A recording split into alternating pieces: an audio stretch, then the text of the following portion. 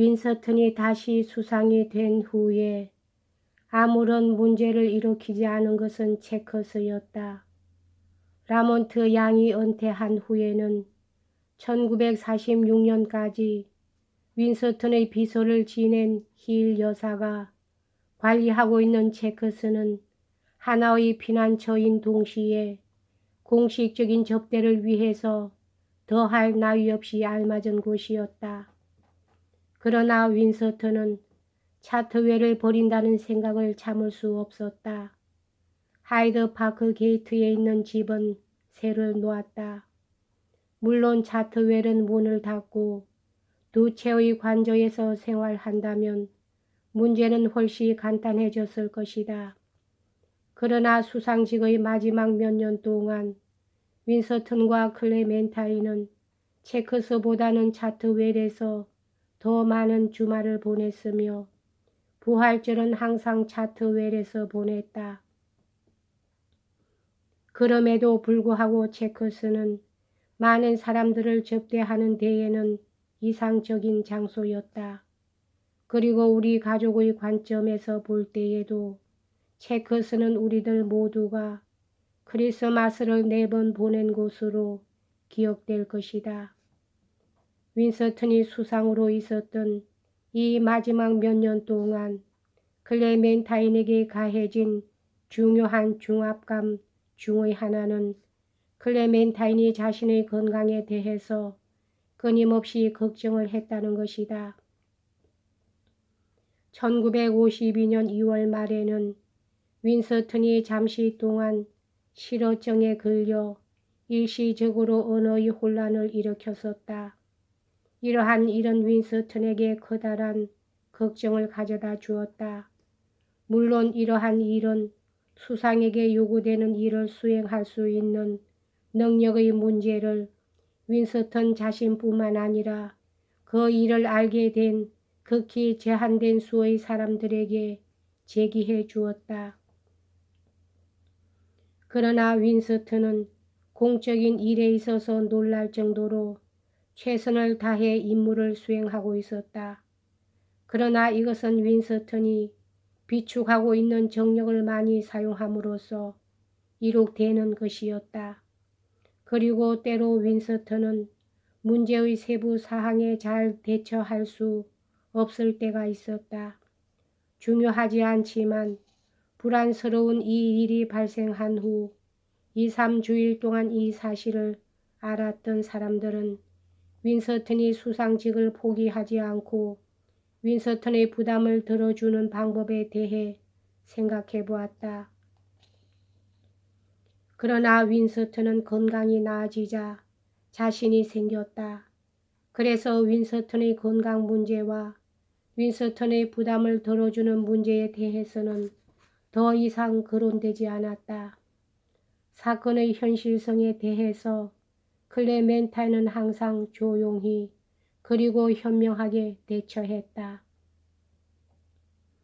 1952년 늦여름에 우리 가족들에게 상당한 감격을 자아내게 한 일이 있다. 즉 윈스턴의 유일한 조카인 클라리사 윈스턴이 앤터니 이든과 약혼을 한 것이다. 1950년에 첫 번째 결혼에 실패한 이든은 클라리사와 얼마 동안 서로 알고 있었으나 이들의 결혼 의사는 비밀로 감추어져 있었다. 이들은 8월 14일 화사한 여름날의 일반인들의 상당한 관심 속에서 화촉을 밝혔다. 그런데 결혼한 지 1년도 못 되어 앤터니는 병으로 쓰러졌다. 그래서 윈스턴과 클레멘타인은 앤터니 부부를 체커스로 데려다가 거의 3주일 동안 돌봐주었다. 1953년 정초에 윈스턴은 대통령 당선자인 아이젠하워 장군과 퇴임하는 트루만 대통령을 만나기 위해 미국으로 갔다. 이 방문은 자메이카에서 보낼 휴가와 겹친 것이었다. 이 여행은 윈스턴과 클레멘타인을 기다리고 있는 복잡한 한 해를 앞둔 짧은 여행이었다. 그리고 윈서튼과 클레멘타인은 필자와 크리스토퍼를 데리고 갔다. 우리들은 섣달 금음날 밤에 퀸 메리호를 탔다. 아버지와 어머니는 퀸 메리호의 이한 대서양 횡단을 좋아하셨다. 우리들은 5일간을 즐겁고 편안하게 보냈다. 자메이카에 도착한 우리들은 해롤드 경과 미첼 부인이 윈서튼과 클레멘타인에게 빌려준 낙원 같은 바닷가와 정원이 있는 집에 머물었다. 킹스턴을 방문했을 때 윈서튼이 많은 군중으로부터 공식적으로 영접을 받은 것 이외에는 우리들은 직책과 관계없이 2주일간 개인적으로 시간을 보냈다. 우리들은 해수욕도 했고 일광욕도 했으며 아버지는 그림을 석 장 그렸고 어머니와 필자는 자메이카의 재산을 갖고 있었던 유쾌한 친구들을 찾아보았다. 이 황금의 휴가를 보내고 우리들은 퀸 메리호를 타고 이를 말에 귀국했다. 집에 돌아오자마자 클레멘타인은 2월 16일에 항공모함 허미소호의 진수식에서 테이프를 끊었다. 이러한 매력적인 일과는 대조적으로 클레멘타인은 전례 없는 홍수에 시달려 수백 명의 사망자가 생긴 동앵글리아 지역을 방문했다. 클레멘타인이 이 지역을 방문했을 때에는 물이 다 빠져서 사람들은 자신들의 집들을 다시 거주할 수 있도록 일으켜 세우려고 애쓰고 있었다. 클레멘타인은 구조 사업을 같이 하고 있었던 많은 사람들을 만났고 구조센터, 의복 백업센터, 그리고 급식센터를 방문했다. 1945년의 선거가 끝난 후 국왕은 윈서튼에게 가트 훈장을 주고 싶었다. 가트 훈장은 국왕이 개인적으로 주는 선물이었다. 선거에 패배해서 굴욕감을 느끼고 있었던 윈서튼은 국왕의 제의를 거절했다. 그런데 엘리자베드 여왕 즉위식에서 엘리자베드 여왕은 다시 윈서튼에게 자기를 수여했다. 윈서튼은 여왕의 제의에 감동하여 고마운 마음으로 그 훈장을 받았다. 각계각층에서 숙축화의 편지가 쏟아져 들어왔는데 이 편지들 중에는 많은 것들이 클레멘타인 앞으로 왔다. 대관식을 전후해서 마련된 많은 의식이 시작되기 전에 윈서튼과 클레멘타인은 많은 손님들을 접대하고 있었다. 그리고 4월 말에 처칠의 업무량은 더 많아졌는데 그것은 앤토니 이던이 심하게 병을 앓고 있었기 때문에 윈서튼이 몇 달 동안 외무에 관한 책임을 져야 했기 때문이었다.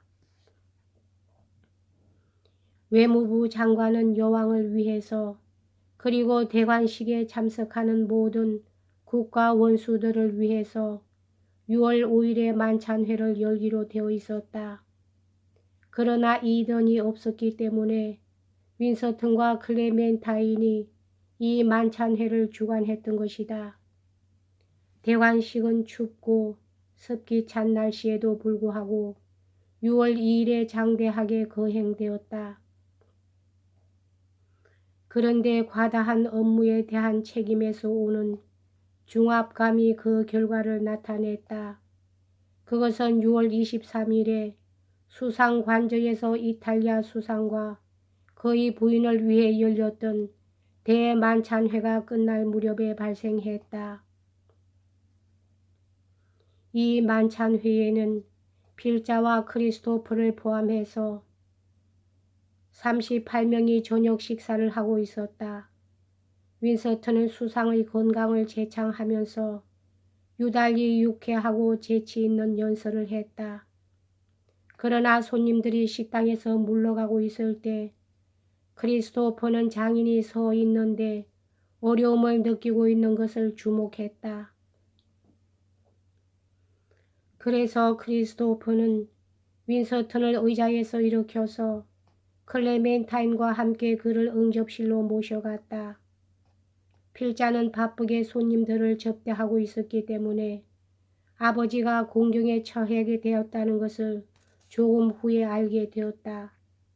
아버지는 불행하고 불안하게 보였고 말은 조리를 읽고 있었다.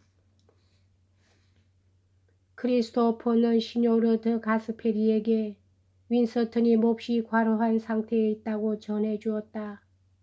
그러자 이탈리아 수상은 이해한다고 하면서 파티 장소를 떠났고 다른 손님들도 그의 뒤를 따라 떠났다. 몇몇 손님들은 윈서턴의 또렷하지 않은 말과 불안정함을 느꼈으나 그것은 약간 지나치게 술을 많이 한 탓으로 돌렸다. 그래서 아무도 진짜 이유를, 다시 말하면 윈서턴에게 발작이 있었다는 것을 추측하지 못했다. 한편 조크 골빌은 모란경을 찾으려고 애썼으나 성공하지 못했다. 그래서 모란경에게 아침 10시까지 수상관저에 오라는 전가를 보내지 않을 수 없었다. 우리들은 윈서턴을 2층에 있는 그의 침실로 모시고 갔다. 모란경은 그 다음날 아침 일찍 와서 윈서턴의 정세를 발작으로 진단을 내리고는 저명한 신경과 전문의인 러셀 브레인 경과 상의를 했다. 윈서턴은 발작의 흔적은 있었으나 상태는 나아진 것 같이 보였고 그날 아침에는 내각 회의를 주재했다. 따라서 그의 동료들은 그에게서 아무런 이상도 눈치채지 못했다.